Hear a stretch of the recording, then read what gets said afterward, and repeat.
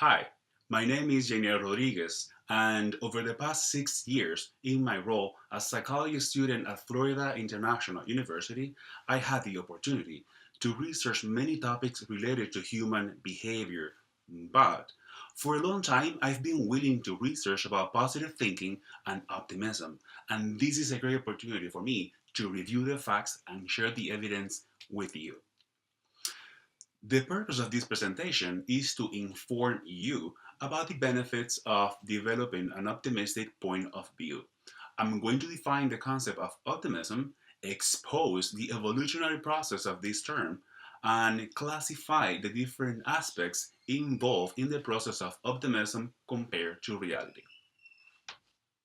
Interestingly, the concept of optimism itself initially had a negative perspective. For example, the German philosopher Nietzsche argued that optimism prolongs the human suffering. He mentioned that it's better to face the hard facts of reality. On the other hand, Freud, he decided that optimism was an illusion, and he mentioned that that illusion comes with a price. What is the price? The denial of reality. He compares optimism with religion. He mentioned that being optimistic is the same as praying to God and expecting your problems to be solved. Um, a more contemporary and accepted view of optimism is brought by the Canadian anthropologist Lionel Tiger. He defined optimism as a mood or attitude associated with the expectations about the social or material future. Based on this information, the concept of positive thinking was initially approached with a non-serious perspective, was associated with religious belief, and it was compared to a vehicle to prolong suffering. Further investigation about why there is so much contradiction about this topic directed my attention towards a more recent evidence. As we all know, optimism has been linked to effective problem solving, academic success, financial freedom, and good health. For example, in a prospective cohort study about the cause-specific mortality and optimism, it was determined that increased levels of optimism was associated to a decrease in all-cause mortality, especially from diseases like cancer, stroke, and infections. Another prospective study was designed with the purpose of comparing the effect after an acute coronary syndrome and the level of optimism.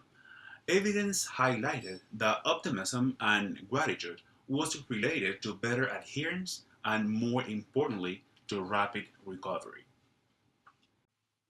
But do you really think that having a positive thinking is equivalent to live a trouble-free life?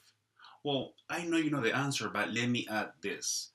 One of the most interesting aspects mentioned by positive psychologists is that optimism and hope is better studied when people experience challenges, obstacles, and failure. They also mention that some people describe themselves as optimistic, but they fail to endorse the expectations consistent with this view themselves. Another point to add more contradiction to this topic is the little and big optimism. We say that little optimism accounts for more specific targets, like when I say, I'm going to find a parking spot next to my job today, or when I say it's not going to rain today. On the other hand, big optimism accounts for more general matters, like when I say our country is going to experience a great change next year. Anyways, let's imagine that you and me are competing for the same goal. Do you think that person with a higher level of optimism is going to be the winner? Well, a great example to clarify this is when you see two candidates for a presidential election competing, and you can detect that they use slogans like, "Yes, we can," or "Make America Great Again."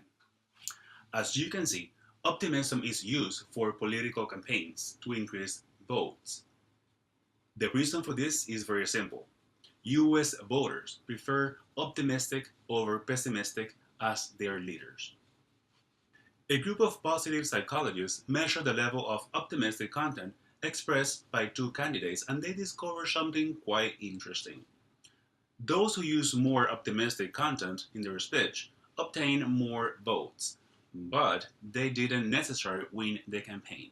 And the reason why is simple. By being optimistic alone is not enough to achieve success.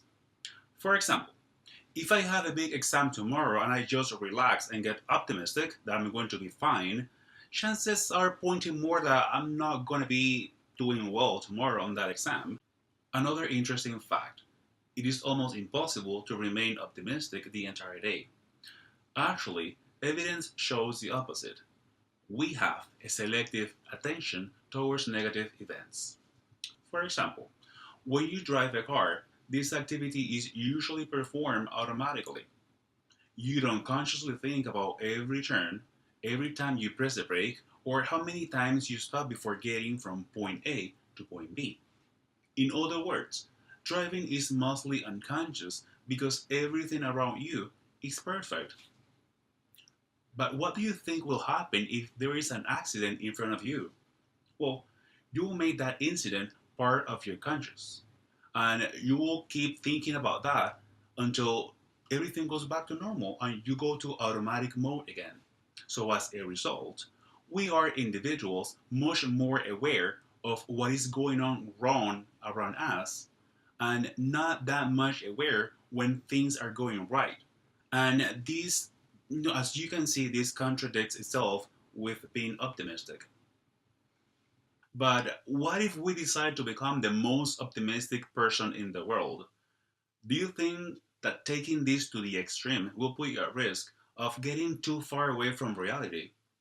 Okay, two professors from the University of Miami in 1992 had this question, and they presented the self regulatory model of optimism.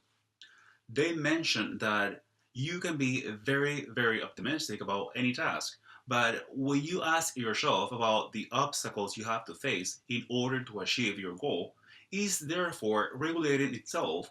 So that's exactly what it is. When you think about the obstacles, your optimism is contradicting and is also regulating itself. So keep in mind that optimism is becoming a strong aspect of human nature and is getting a main role in modern society, mainly because of the great benefits around its implementation. Due to the fact that positive thinking itself is not enough to achieve a good quality of life, we should keep in mind the multifactorial aspects involved on it. But overall, positive thinking offers you a great opportunity to enjoy the process of becoming that person you dream about. Thank you so much.